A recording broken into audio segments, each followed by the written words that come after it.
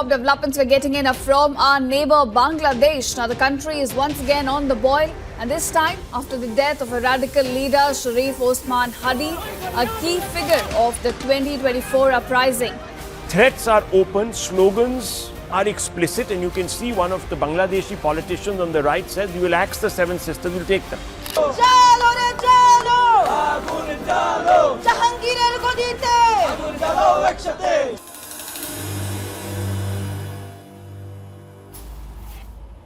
Over the last 48 hours, Bangladesh has been burning.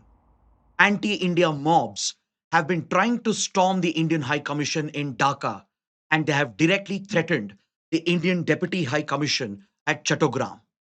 Mobs have even targeted the residence of the Indian Assistant High Commissioner. Fortunately, none of the Indian diplomats have been harmed as of now. These rioters have targeted media houses across Bangladesh, especially in Dhaka. And according to viral videos on social media, allegedly mobs have lynched a Hindu factory worker, tied him to a tree, and burnt him alive. There have been targeted attacks by radical Islamists against minority women, trying to enforce the strict Sharia and the dress code. So these developments in Bangladesh, they represent the greatest strategic risk for India since 1971.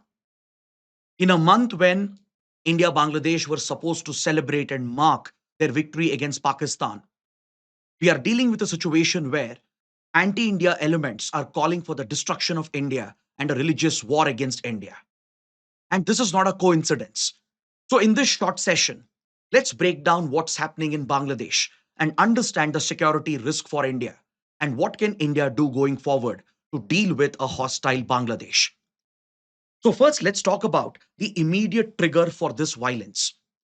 I'm sure all of you are aware that last year, in July-August 2024, a pro-India government under Awami League under Prime Minister Sheikh Hasina was toppled by a student-led protest, which also had the backing of radical forces and pro-Pakistan elements. Sheikh Hasina fled to India, and India has given shelter to Sheikh Hasina, given the age-old friendship that India shares with Awami League and Sheikh Hasina's family. Since then, we have not only dealt with a hostile government under Muhammad Yunus, we've also seen the rise of anti-India sentiments and the targeting of religious minorities and open calls being given for terror attacks against India and to target the northeastern part of India. But the immediate trigger has to do with some of the recent developments. Bangladesh has seen a chaotic period over the last 1 year, and the Muhammad Yunus government has even set a date for the next election in February 2026. So as the election campaign was picking up, some of the student leaders who have now entered mainstream politics, they were delivering speeches and making very controversial statements aimed at India and delivering this anti-India rhetoric. And one such student leader, Sharif Osman Hadi, has been killed, and this is what led to the large-scale mobs and riots and protests aimed at Indian targets. So let's understand who is Sharif Osman Hadi. Sharif Osman Hadi was the spokesperson of Inqilab Mancha, or the July Revolution, which was mainly responsible for the student-led protests last year, which toppled Sheikh Hasina's government. And recently, Sharif Osman Hadi triggered a very big controversy by posting this so-called map of Greater Bangladesh, which tries to show Indian territory being occupied by Pakistan and Bangladesh, threatening from Punjab to Jammu and Kashmir to northeast India. Obviously, such maps are unacceptable and represented a direct risk for India. But within days of Sharif Hadi posted this map and called for a Greater Bangladesh, within few days, he was shot by masked gunmen in the busy streets of Dhaka, as you can see in the screenshot over here, and he was very seriously injured. He was airlifted to Singapore for further treatment, and just the other day he has passed away. So following his death, widespread protests have broken out as the mobsters, the rioters, and the anti-India elements, they are holding India responsible for the killing of Sharif Hadi, while India denies all these allegations and accusations. Now look at what Muhammad Yunus has been doing. Muhammad Yunus has called Sharif Hadi a martyr. He has called for a state mourning for this controversial figure who was making anti India speeches and directly posing a threat to India's territorial integrity and sovereignty. And Bangladeshi authorities, in a way, are responsible as well. Because after Hadi was shot by masked gunmen, without even having enough evidence, they started claiming that the killers were belonging to the youth wing of Awami League and that they have fled to India and now they are under Indian protection. So, this baseless misinformation campaign that was carried out on Bangladeshi social media has instigated these anti India mobs and radical Islamists. And that is the primary trigger for the violence that is aimed at the Indian presence in Bangladesh. In many ways, the Muhammad Yunus regime is responsible. Muhammad Yunus is in a way responsible for what has happened, and his interim government, which has tolerated these radical forces and anti India elements, will take the direct blame for this. Now, it's not just Sharif Hadi. There have been other instances. Just the other day, Hasnat Abdullah, another student leader from the NCP, the National Citizen Party, which is a new political party that was formed after toppling Sheikh Hasina. He made a very controversial statement after the shooting of Sharif Hadi. He said that India will be now destabilized from Bangladesh. He threatened India's Siliguri corridor. He openly gave a call to cut off the Seven Sisters or the northeast of India and even gave a call to support northeast insurgents to destabilize India. So we have been seeing such anti-India rhetoric from all the student leaders, be it from Inqilab Mancha or be it from the National Citizen Party. Even other student leaders like Nahid Islam have been delivering such statements. And that is where India has a lot of concern with regard to the developments that are happening in Bangladesh. Now, if you try to look at what's happening in Bangladesh, the root cause goes back to the very foundation, the very creation of Bangladesh. Because there has always been a fundamental split in Bangladesh. Even when it was part of Pakistan as East Pakistan, that is post the partition of India and Pakistan, there has always been a divide between the moderate pro-India forces and the radical pro-Pakistan forces. So when India played a direct role in 1971 to liberate Bangladesh and to protect the Bengali community by supporting the Awami League and Sheikh Mujibur Rahman and by arming the Mukti Bahini through a covert war, India was siding with the pro-India nationalist elements such as Sheikh Mujibur Rahman, Awami League, and the Shanti Bahini and Mukti Bahini. So since then, the pro-India elements have always protected India's interests. That's why when Awami League came back to power, especially in 2009, 2010, and Mujibur Rahman's daughter Sheikh Hasina was in power for more than 15 years, India enjoyed a fantastic relationship. She almost single-handedly dealt with all the security threats. She crushed the safe havens that were available in Bangladesh for anti-India terror groups and the Northeast insurgent outfits. She even ensured that the top leaders of these insurgent groups were detained and handed over to India. That's one reason why the Northeast region became much more stable, as India could easily tackle the insurgencies, be it the Bodo insurgency or Ulfa or the Naga insurgent outfits. India was able to curb them down because of the assistance and help given by the Sheikh Hasina's government. Border security had improved. Bangladesh registered tremendous economic growth. But Sheikh Hasina's policies internally became controversial and she became perceived or known as an authoritarian leader who was crushing dissent and opposition. There were allegations of electoral manipulation and the targeting of political parties such as the Bangladesh Nationalist Party, a right wing party inclined towards Pakistan.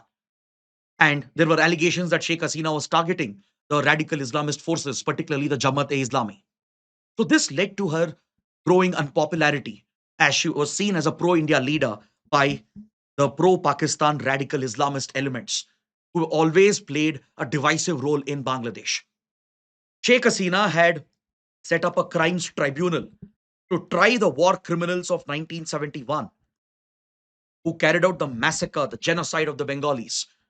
And this was opposed by Pakistan and as well as by the pro-Pakistan radical Islamists. So this had fundamentally split the Bangladeshi society. So since last year, once Sheikh Hasina was removed from power, we have seen the complete rise and emergence of these radical Islamist forces at the behest of Pakistan. And we have seen the growing presence and influence of Pakistan as well. So the interim regime under Muhammad Yunus also set up an international crimes tribunal alleging that Sheikh Hasina had carried out brutal killings and crimes against humanity during last year's protests. And recently, she has been delivered the death penalty. And since then, the interim government and as well as the pro Pakistan radical forces are demanding India to extradite Sheikh Hasina and hand her over so that she can face justice in Bangladesh. So, as India will not be able to deliver on this demand, because India would never compromise on the age old links that we have with the pro India factions, the Awami League, and Sheikh Hasina's family, there has been this manufactured hate and misinformation campaign against India, which is leading to a very, very serious security challenge. In fact, just a couple of days ago, the Parliamentary Standing Committee on External Affairs, headed by Shashi Tharoor, has tabled a report on Bangladesh and has labeled the current period as the most difficult challenge, the strategic challenge that India is facing in Bangladesh since 1971. It's been 54 years since India played that decisive role to liberate Bangladesh. But today, we are back to square one, where we have to deal with these anti India forces. Now, the biggest challenge for us is not just the interim government under Mohammad Yunus, which has been quite openly hostile. Mohammad Yunus has delivered controversial statements. He has taken a hit at India Bangladesh trade, and as well as he has been getting closer to Pakistan and China and allowing both Pakistan and China to play a role in order to strategically counter India. But we will discuss more on that in a short while. Other than that, you have the BNP, the traditional right wing party, which is also inclined towards Pakistan. But now that Khalida Zia is suffering from an ailment and it has largely lost its relevance as well, it does hope to contest the upcoming elections, but the BNP is least of India's concern as of now. It is primarily the radical forces, the terror linked forces, and the Islamist entities which pose the serious threat for India right now. Be it the Jamaat-e-Islami, which has always been aligned with terror outfits and Pakistan, and new terror entities such as Hafazat-e-Islam, and as well as the new student-led entities like National Citizen Party and Inqilab Mancha. They have stepped up the anti-India rhetoric, and we have seen the rise of terror groups calling for attacks against India, including Al Qaeda and its affiliates. We've also seen the growing appeal for Islamic State and radical ideologies within the country. So, this has led to direct attacks on religious minorities, including Hindus, Christians, Buddhists, and other sections of Muslims as well, who don't align with the ideology of these radical extremists. So, this poses a threat for the Bengali community as well, which is often inclined towards India. And apart from that, the Pakistani embrace of Bangladesh is something that is of real concern for us. Ever since Sheikh Hasina was toppled, Pakistan has been courting Bangladesh and getting closer each day. Several top Pakistani generals from the Army, Navy, Air Force have visited Bangladesh. They have been conducting frequent military exercises and their security ties are stepping up. Reports of ISI operatives stepping up their presence in Bangladesh also has come up. Then Pakistan, Bangladesh have even set up a direct sea route from Karachi to Chattogram or Chittagong to revisit their economic ties and to re-establish the trade connectivity.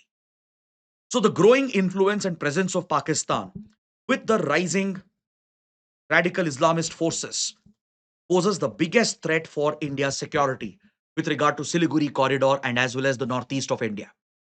Then we have also reports that Pakistan-based terror elements are being spotted in Bangladesh, especially near sensitive border districts. Just a couple of months ago, Ibtisam Elahi Zahir, a radical cleric associated with Lashkar-e-Toiba and known to be a close associate of Hafiz Saeed, who's a UN designated terrorist, was spotted in Bangladesh delivering speeches calling for violence against India and instigating the youth to take up terror activities against India. There have been reports of Lashkar becoming active on the ground, and this is where India sees a major challenge. Apart from Pakistan, there is China as well. The Chinese footprint has grown considerably in the last 1 year. Mohammad Yunus, he went to China and he said Bangladesh is the guardian of the Bay of Bengal. And he invited China to play a role. And in a way, he was indicating that China should meddle in India's northeast. Since that controversial statement, China has been handed over the redevelopment of Lal Monirhat Air Base, which is just a stone's throw away from India's Siliguri corridor, which is a weak point and a choke point, as it's the only corridor to connect with the rest of Northeast region. China has been building the Pekua submarine yard, which is said to be one of the largest submarine bases in the region. And what is interesting is Bangladeshi Navy has only 2 submarines.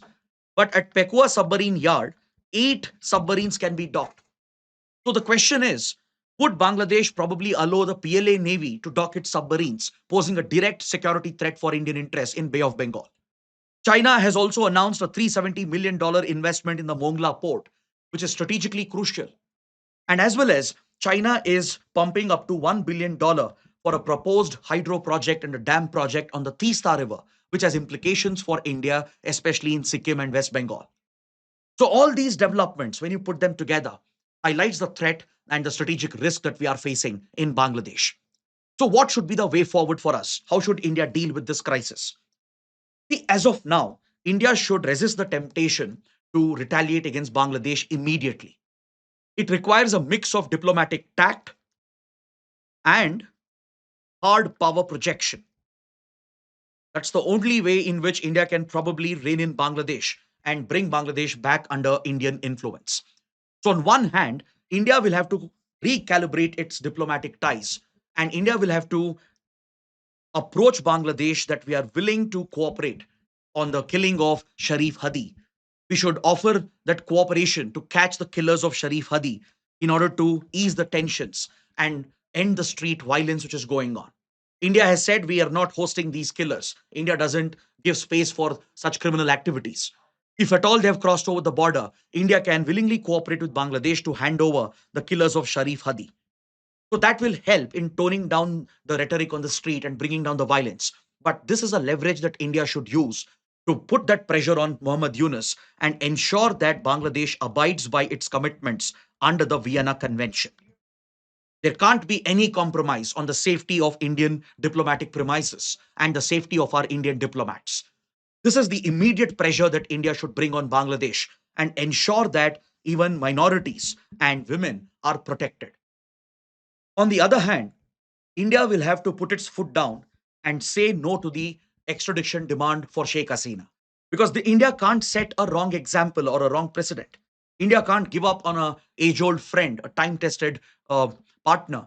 India can't simply abandon Sheikh Hasina and throw her to the wolves. Because we know the trial that happened was a sham.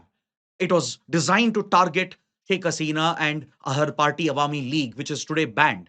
So India should push Bangladesh to hold a free and fair election next year and create a space for Awami League to contest and Sheikh Hasina to go back for active politics. And that is the pressure that India should try to build up. And as well as India should stop relying on just one party for influence. We should stop putting all our eggs in one basket. We should diversify our engagement and contact and engage in some realistic, pragmatic diplomacy and work with all the factions, whether we like them or not, whether we align with their ideology or not, be it the BNP or Jamaat-e Islami or the student-led parties like NCP and Inkilab Mancha. We need to engage with all of them and create a leverage with these stakeholders by promising economic investments, by providing the strategic support that Bangladesh is seeking in order to counter Pakistan and China. It is only that realistic engagement which can allow India to open up a space in Bangladesh.